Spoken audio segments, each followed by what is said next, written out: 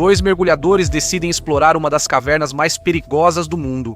O corpo de um dos mergulhadores é recuperado 10 anos depois, e o outro leva quase 21 anos para ser encontrado. Após 3 tentativas fracassadas e um encontro por acaso, esta é a história de Kent Morpin, Mark Brasher e a tentativa de recuperar seus corpos, do Poço de Jacó, no condado de Hays, Texas.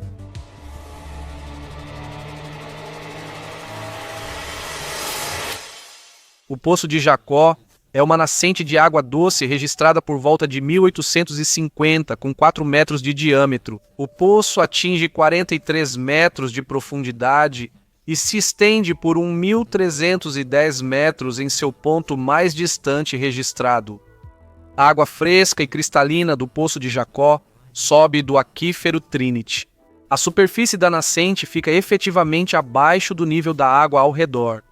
Isso significa que a água é empurrada para fora da nascente pelo peso do lençol freático ao redor.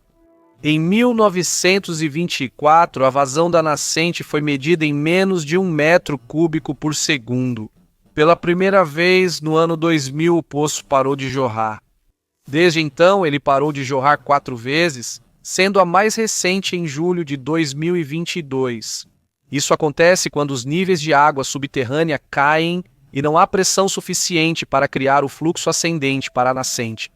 A menor vazão facilita a entrada dos mergulhadores no sistema de cavernas, porque eles não precisam lutar contra a correnteza. Não é um sistema de cavernas seguro para entrar, já que o mergulho em cavernas tem seus perigos inerentes.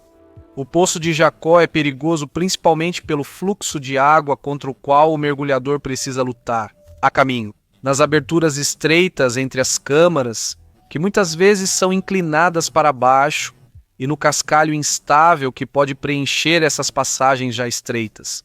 Uma dessas restrições é chamada de canal de nascimento, a cerca de 21 metros de profundidade. Depois que os mergulhadores descem uma encosta de cascalho, eles precisam se espremer por uma abertura que pode ter apenas 38 centímetros de largura. Dependendo de quanto cascalho desceu pela encosta, a inclinação se abre em uma câmara mais ampla.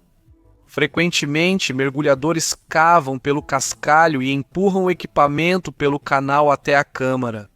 Depois de passar por esse canal estreito, os mergulhadores emergem na próxima câmara. Ao longo dos anos, até 9 mergulhadores com cilindro morreram no Poço de Jacó. Provavelmente há ainda mais mortes não registradas. É preciso autorização para mergulhar no sistema de cavernas. Em 9 de setembro de 1979, 2 mergulhadores foram ao Poço de Jacó para explorar suas cavernas. Eles fazem parte de um grupo de cerca de 20 pessoas, mas esses 2 querem entrar na caverna, antes que o restante perturbe o sedimento. Às 23h30 da noite em que chegam, eles entram na água, enquanto a maioria dos outros está montando acampamento.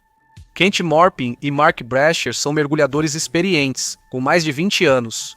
Kent é instrutor assistente. Ele mergulha desde os 12 anos. Eles não querem apenas ser os primeiros a mergulhar na caverna, querem ir até a última câmara registrada, que tem um histórico mortal.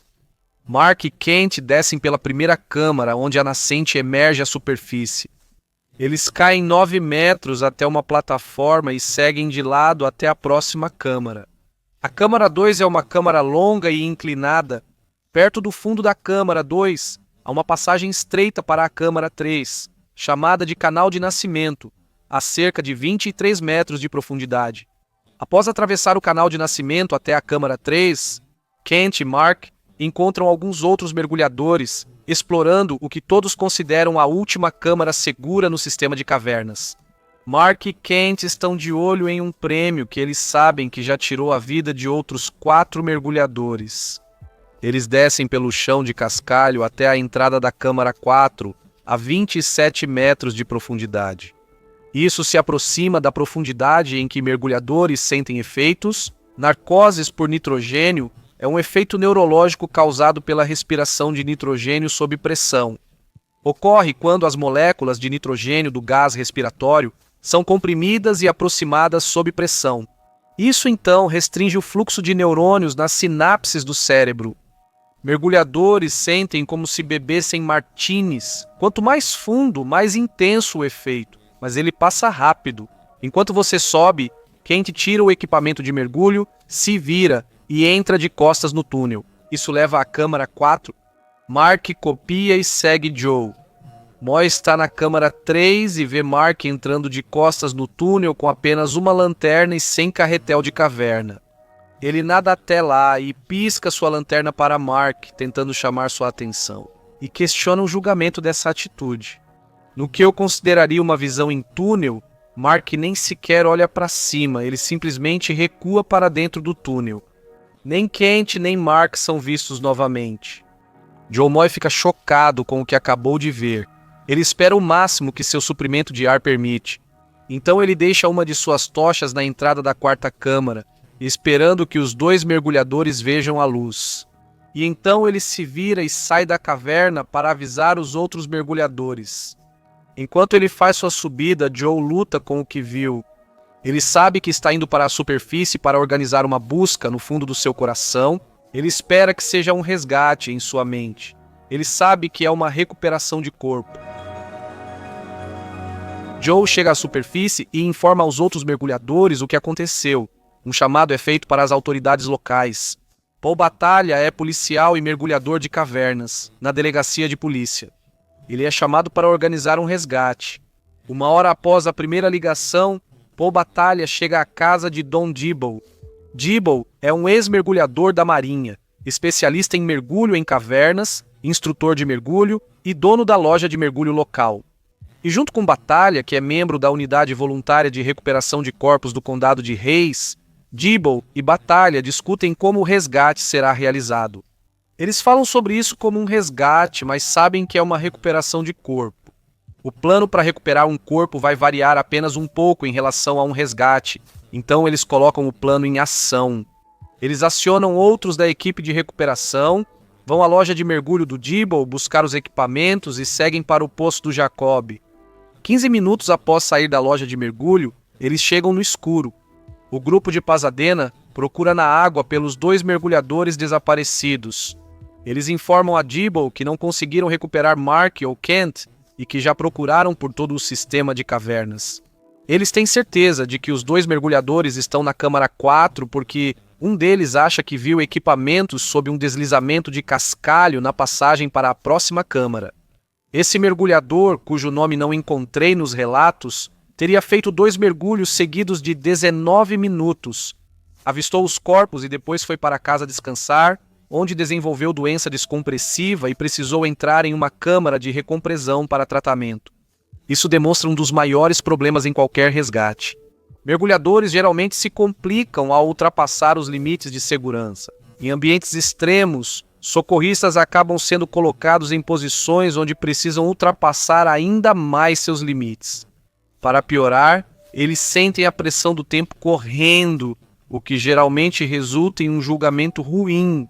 Tabelas de planejamento de mergulho são usadas para calcular quanto tempo um mergulhador pode permanecer em determinada profundidade e depois quanto tempo ele precisa ficar fora da água. Entre os mergulhos, você pode ficar a 42 metros por apenas 8 minutos antes que o mergulho se torne um mergulho de descompressão, locais onde são necessárias paradas de segurança na subida. Depois, você precisa ficar fora da água por no mínimo 1h30 antes de poder descer para outro mergulho. Então, esse mergulhador fez 2 mergulhos de descompressão sem intervalo entre eles para tentar salvar vidas, e nesse processo ele acabou sofrendo doença descompressiva.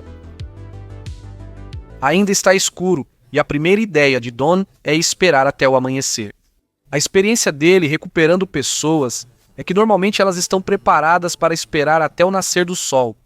Ele se refere a corpos como pessoas X, como uma forma de se dissociar da realidade de lidar com pessoas que já não estão vivas.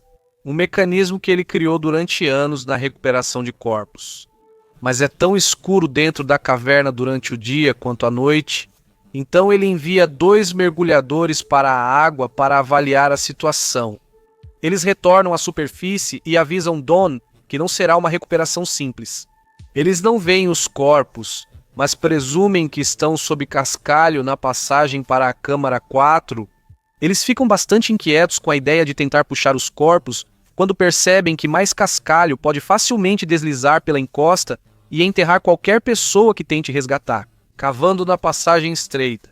Às 10 da manhã, Dom manda mais 2 mergulhadores que começam a remover pedras e cascalho na entrada da Câmara 4. Eles esperam cavar um canal para acessar a próxima câmara. Mas qualquer pedra que eles removem é rapidamente substituída por mais cascalho.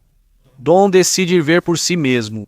Ele e um colega levam cilindros extras de estágio, deixando-os a 8 e 23 metros. Para a viagem de volta, Dom chega à entrada da câmara, 43 metros abaixo da superfície, onde o túnel se estreita entre o teto e o cascalho. Ele decide se espremer um pouco para tentar ver o fundo do túnel.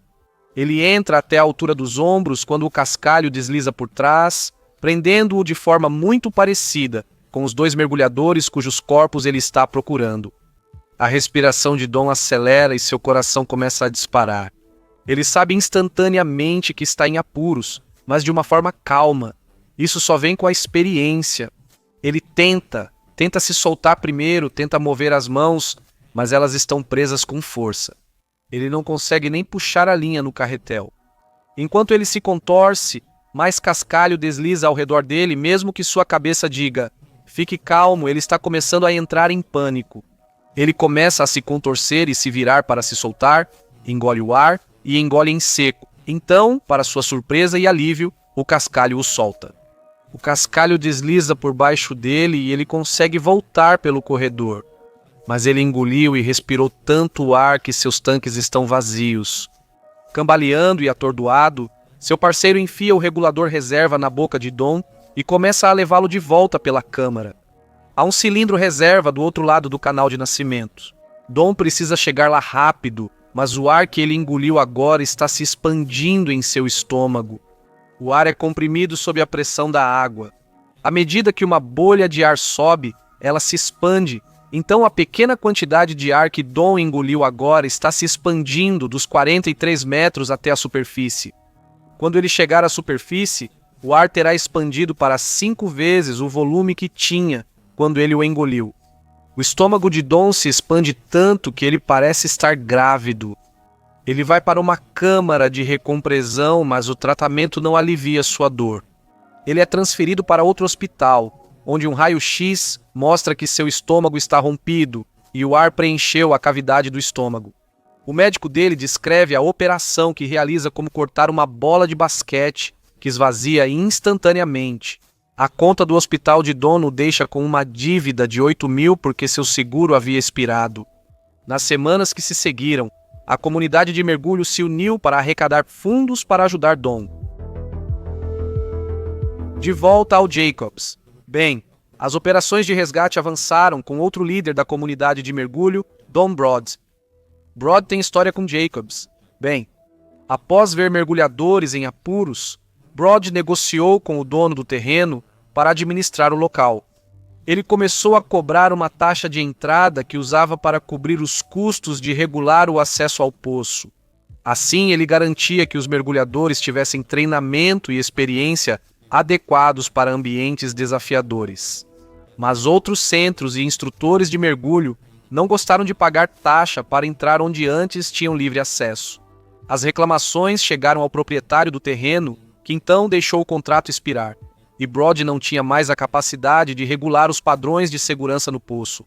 Agora, Broad retorna para ajudar a resgatar 2 corpos de mergulhadores, sabendo que isso teria sido evitado se ainda estivesse no comando. Ele deixa sua frustração de lado para poder ajudar a recuperar os corpos desses 2 jovens. Broad inspeciona o local que conhece bem. Ele planeja remover o cascalho enchendo sacos de rede e flutuando-os com bolsas de elevação. Eles vão começar no topo da encosta e descer, garantindo que não haja cascalho mais acima para deslizar e substituir o cascalho removido. Eles escavam a partir do corredor. Ele avisa as famílias e as autoridades que isso vai levar muitas semanas, talvez meses de trabalho para escavar o local. Os pais de Kent e Mark foram avisados e chegam ao poço. O pai de Kent Morpin se emociona com o apoio dos mergulhadores que se unem para tentar encontrar os corpos de seus filhos. Um banco local cria um fundo e a comunidade doa o dinheiro para apoiar a recuperação de Kent Morpin e Mark. As famílias e as autoridades agora têm a difícil tarefa de escolher quem tem o melhor plano para recuperar seus entes queridos. 2 mergulhadores estão mortos e desaparecidos. Um mergulhador recreativo sofreu doença descompressiva. Outro mergulhador profissional de busca e resgate teve uma ruptura no estômago. Ainda outro especialista em cavernas tem um plano ambicioso de escavar o local manualmente durante vários meses. Tomados pela dor e ansiosos para recuperar logo os corpos de seus entes queridos, junto com as autoridades que querem uma solução rápida, eles procuram uma opção alternativa. Eles encontram essa alternativa com uma empresa de mergulho comercial, a Schaefer Diving Company de Freeport. O proprietário da empresa, Louis Schaefer, conta aos repórteres: "Sim, vamos tirá-los de lá. Ele traz câmara de recompressão, compressores de ar e equipamentos para bombear cascalho. O custo da operação começa em 5.000 para trazer o equipamento e chega a 2.500 por dia. Louis espera levar 2 ou 3 dias. Ele e sua equipe montam tudo e começam a bombear terra e cascalho do corredor. Mergulhadores comerciais utilizam fornecimento de ar pela superfície, recebendo ar e comunicação bidirecional por um cabo umbilical conectado a compressores. Grandes pedras são colocadas em sacos de estopa e removidas com cordas por mergulhadores voluntários. O cascalho é retirado usando tubos longos que sugam o cascalho como um grande aspirador de pó. Por vários dias, a rotina de bombear areia e cascalho continua. Em várias ocasiões, os mergulhadores comerciais descem pela manhã e encontram mais cascalho acumulado no corredor que eles limparam no dia anterior. Uma semana após o início da operação, um mergulhador fica preso em deslizamento de cascalho, mas é rapidamente desenterrado pelos colegas, o que abala o grupo. Após mais alguns dias de escavação, conseguem colocar uma câmera mais adentro do corredor. Um grupo analisa a gravação e acha identificar um tanque de metal, mas não há clareza suficiente para ter certeza. No dia seguinte, eles continuam cavando até que um mergulhador quase chega ao fim do corredor. Ele relata que consegue ver parte da câmara, mas não consegue ir longe o suficiente para ver a câmara inteira. Há 2 grandes rochas e várias toneladas de cascalho que precisam ser removidas. Bill Wright, braço direito de Louis Schaefer e responsável pelo local de mergulho, concede coletiva de imprensa para se pronunciar. Eles ficaram sem dinheiro, não mergulham de graça e alguém precisa pagar as contas. Bill e seus homens se trancam em um quarto de hotel e aguardam por dias até que, finalmente, um senador estadual de Pasadena confirma que vai cobrir as contas da empresa até o momento. E então, Louis Schaefer diz que vai doar o tempo da empresa. A partir de então, os mergulhadores voltam ao local após vários dias de manobras políticas, apenas para descobrir que toda a passagem está novamente tomada por cascalho. Uma segunda empresa de mergulho é chamada para dar sua opinião, e todos chegam à mesma conclusão. Simplesmente não há como remover todo o cascalho de dentro do Poço de Jacó de forma segura e econômica. De uma forma que permita que eles entrem na Câmara 4 para procurar os corpos de Kent e Mark. O pai de Kent Morpin está agradecido por tantas pessoas terem arriscado suas vidas para ajudar a recuperar os corpos de seu filho. Mas ele também está preocupado que mais pessoas possam se ferir ou até morrer se continuarem a avançar ainda mais. 12 dias após os 2 mergulhadores desaparecerem, as buscas são encerradas. Don Dibble se recupera do estômago e volta a mergulhar no poço de Jacob com amigos. Eles começaram a cimentar uma grade no lugar para impedir que qualquer mergulhador fosse além do canal de nascimento. Meses depois, Don Dibble volta e descobre que sua grade foi removida. Um bilhete deixado dizia: "Você não pode nos impedir de entrar." Em 1981, durante uma enchente, os níveis de água no sistema subiram tanto que criaram uma correnteza que subiu para o sistema de cavernas. Os restos de Mark Brasher foram retirados do poço ao longo dos anos, com as correntes indo e vindo. O cascalho na passagem se moveu o suficiente para permitir que pessoas da equipe de resgate da área de San Marcos entrassem na caverna. 21 anos após o acidente, Os restos mortais de Kent Morpin foram finalmente recuperados. Seus pais souberam disso quando um repórter ligou para pedir um comentário. Clique no link na tela para ver mais vídeos de desastres.